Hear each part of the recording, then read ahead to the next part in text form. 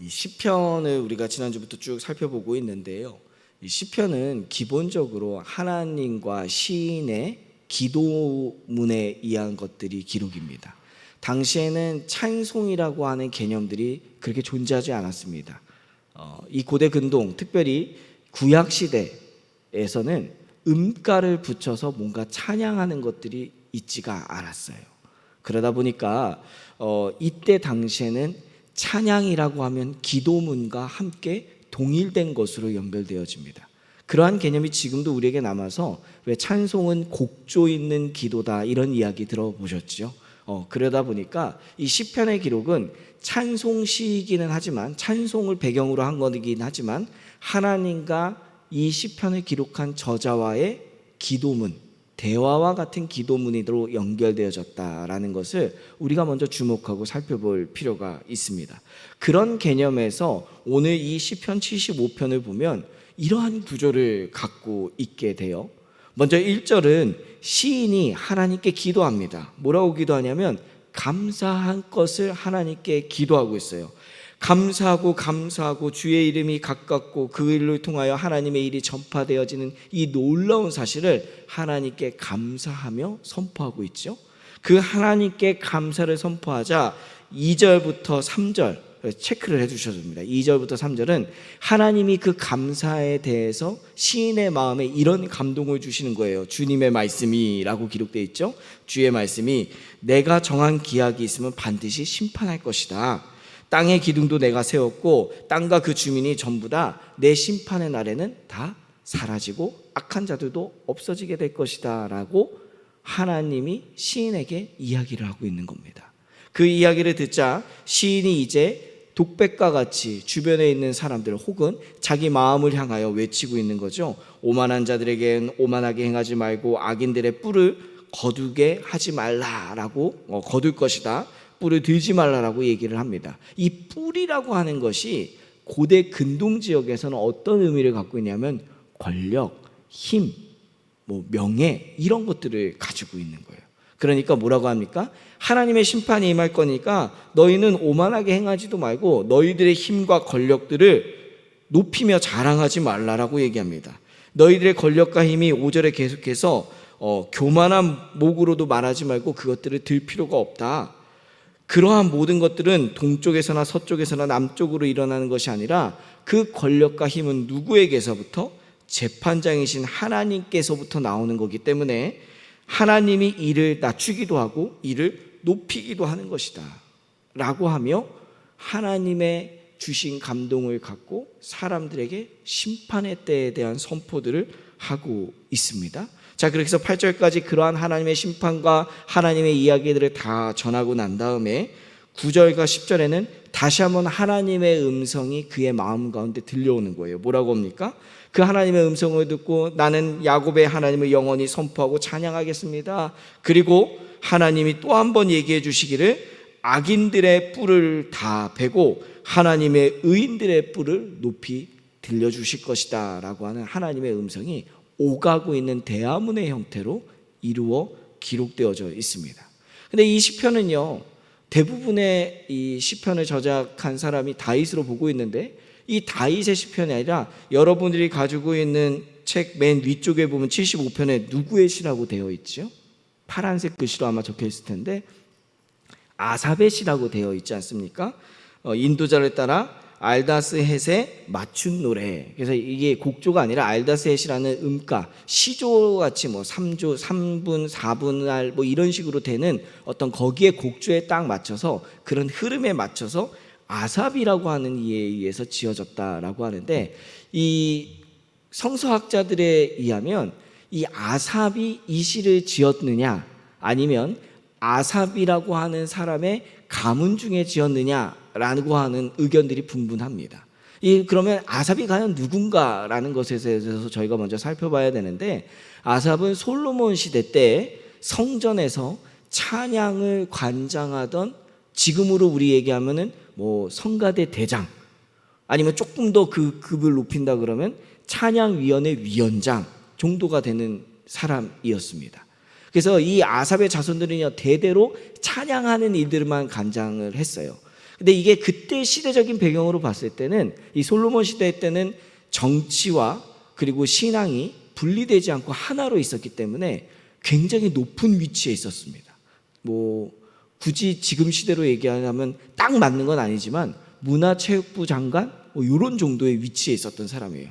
그러니까 국가의 모든 음악과 행사를 다 관여하는 사람, 뭐 이런 정도로 이렇게 알고 계시면 좋을 것 같은데, 그 사람에 의해서 지어졌다고 기록되어 있지만 그 사람의 가문들에 의해서 끊임없이 이 찬송의 시들이 연결되어져서 왔었고, 구약이 집대성되어지는 그 시기쯤에 그 중에 하나가 선별되어서 75편에 수록되어지고 기록되어졌다라고 보고 있는 견해들이 더 많이 지배적인 의견들을 가지고 있습니다.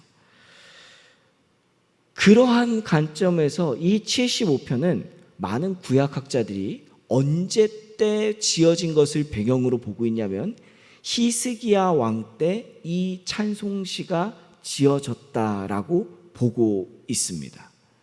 이 히스기야 왕은 이미 솔로몬 때부터 시작해서 한참 저 뒤에 일어나는 일이잖아요. 근데 히스기야 왕 때 어떤 사건 때 이 시편이 기록되어졌냐면, 아수르의 침공을 받아가지고 이스라엘이 예루살렘 성전이 전부 다 아수르에 의해서 다 포위당해서 사네립에 의하여 곧 나라가 멸망하기 직전의 시대 때를 보고 있습니다. 당시 아수르는요 굉장한 능력과 힘을 갖고 있었습니다. 이미 아수르에 의해서 북이스라엘은요 멸망을 당하고 다 점령이 당했던 상황이에요. 그리고 지금 이 사네립이 이스라엘을 향하여, 예루살렘을 향하여 공격하고 들어왔을 때는 유다 땅의 46개의 성읍들이 전부 다 점령당하고 있었을 때였습니다. 그러니까 이미 모든 것들이 존재하고 있지 않았던 굉장히 국가의 마지막 운을 다하고 있을 때와 같은 시기였다라는 것이죠. 그리고 그 가운데에서 언제 멸망해도 죽지 않은 이때에 어떤 일들이 발생됩니까? 지금 아삽의 자손들에 의하여 무엇이 선포되고 있어요? 하나님 앞에 1절에 뭐가 선포되고 있습니까? 감사하고 감사하노니, 하나님께 감사를 선포하고 있다는 점이에요. 조금은 이해가 되지 않습니까? 이해가 되지 않는 부분이지 않습니까? 아니 이때 감사를 선포한다니요? 나라가 멸망하기 직전인데 오히려 어떤 것들이 나와야 됩니까? 아수르를 향한 하나님의 심판이 빨리 임하게 해주십시오라는 그러한 것들이어야 되는데, 지금 1절에 이 아삽의 시에는 뭐라고 되어 있어요? 감사가 선포되어 있어요. 그럼 왜 감사가 선포되어 있느냐? 2절의 내용을 보면 그 내용이 나와 있는데, 하나님이 정한 때가 되면 반드시 무엇이 있다고요? 심판이 있다고요. 아수르를 향한 하나님의 심판이 곧 나타날 거니까 감사를 선포하는구나. 우리가 단순히 이러한 개념으로 이 부분을 이해할 수 있는데, 여기에 나오는 심판은요 아수르를 향한 국소적인 심판이 아닙니다. 이 심판은 하나님의 약속한 때가 되었을 때 이 나라 전체를 향한, 또 이 지구 전체를 향한 마지막 종말의 심판을 얘기하고 있는 거예요. 그러니까 지금 이 시편의 저자가 하나님께 감사하는 이유는 언젠가는 하나님의 심판이 반드시 임하게 될 것이고, 그 하나님의 심판의 때가 이뤘을 때 이 땅과 이 이스라엘이 살아남든 살아남지 못하든 간에 그 심판에 의하여 아수르는 어떻게 될 것이다? 하나님 앞에서 반드시 벌을 받게 될 것이다 라는 것을 설명하고 있다는 거죠. 그러니 단순히 지금 내 앞에 있는 아수르의 심판과 멸망이 중요한 것이 아니라 하나님의 마지막 때 하나님을 믿고 찬양하는 의인들은 다 살아나 하나님의 나라에 거할 것이고, 그렇지 못한 자들은 저 지옥불 가운데 거하게 될 것이다 라는 것을 선포하며 그 먼 미래를 바라보면서 하나님 앞에 감사를 선포하고 있다는 점이 굉장히 놀라운 점이라는 겁니다. 여기서 우리가요 이 아삽의 내용들을 바라보면서 그는 지금 멸망의 순간에, 자기의 문제의 순간에, 자기의 위기의 순간에 그 위기를 하나님께 구하며 감사하는 것이 아니라 무엇을 바라보면서? 하나님의 나라를 바라보면서 감사하고 있다는 점을 주목해 보아야 합니다. 왜 그러냐? 우리의 삶 속에서 우리가 하나님께 기도하고 간구하는 부분들이 하나님의 나라의 때를 바라보며 기도하지 못할 때가 참 많이 있다는 점이에요. 우리가 간구하고 또 여러분들뿐만 아니라 특별히 저 역시도 하나님께 기도하고 간구하는 거는요, 나의 삶의 지금의 문제들을 하나님께 간구할 때가 훨씬 더 많습니다. 하나님의 나라와 하나님의 그 때가 임하여 주님의 천국 가운데 거할 때, 주님과 같이 하며 거하는 그때를 바라보면서 지금의 문제점들을 향하여 고백할 때가 별로 없어요. 우리가 하나님께 기도하는 것은 지금 당장의 나의 문제를 해결하기 위해서, 혹은 내 필요를 간구하는 기도들이 더 많아요. 그렇다고 그런 기도가 잘못된 기도는 아닙니다. 근데 그 기도보다 좀 더 예수 그리스도를 믿고 그리스도인으로 살아가는 자의 모습은 달라야 됩니다. 왜 그러냐면 그런 기도는요, 교회에 다니지 않는 사람들도 똑같이 다 하거든요. 타 종교를 믿는 사람들도 똑같이 기도해요. 자기 문제를 놓고 자신의 신에게요. 어쩌면 기독교인들이 하는 것보다 더 많이 합니다. 어떤 종교에서는 3,000배를 해요. 혹은 1보, 3보 1배, 세 갈짝 걸고 그 신에게 절을 하면서 모든 것을 정성을 바치기도 합니다. 새벽에 일어나서 밤이 뜨지 않았을 때 목욕을 재개하고 막 빌면서 기도하는 사람들도 있어요. 수많은 돈을 갖다 바치면서 자신의 문제가 해결되고 자신의 아픔과 건강의 문제가 해결되기 위해서 간구하는 사람들도 있다고요. 만일 우리가 우리의 삶의 문제만을 가지고 하나님께 기도한다면 그들과 무엇이 다를까요? 물론 기도하는 대상이 근본적으로 차이가 있는 것은 맞습니다. 그러나 나의 문제만을 위해서 단순하게 우리가 기도한다면 그냥 우리는 신앙이 아니라 종교적인 모습으로 우리의 간절함을 구하고 있는 것은 아닐까요? 오늘 아삽의 모습은 분명히 다릅니다. 지금 아수르의 공격들 속에서 나라의 국군이 걸려있는 상황 속에 마지막 하나님의 심판의 때를 바라보며 하나님께 감사하고 기도하고 있는 것이죠. 바로 그 모습이 지금 우리들에게 하나님이 요구하시는 오늘의 말씀이 아닐까요?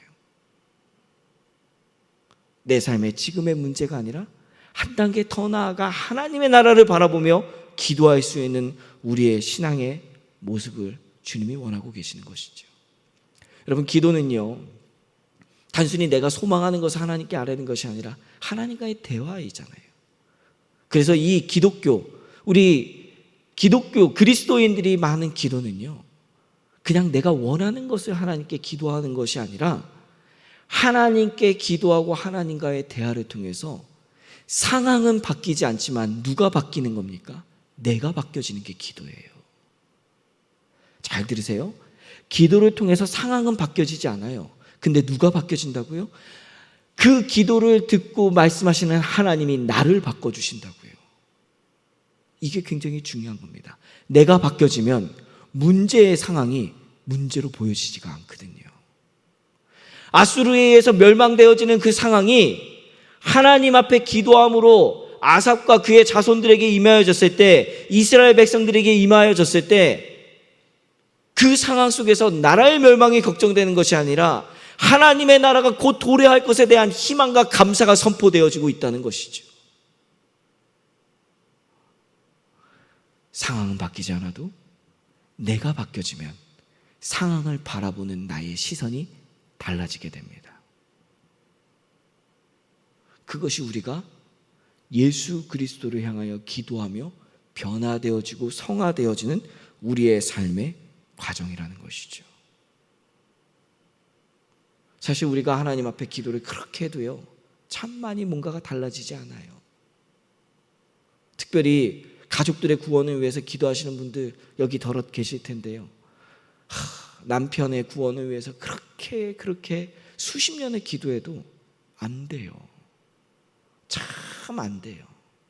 자녀들 어렸을 때는 좀 되는데 머리 굵어지면요, 지들 마음대로 한다는 거 어떻게 하지도 못하고 교회 안 나오는 거 손 쓸 기력도 없어요.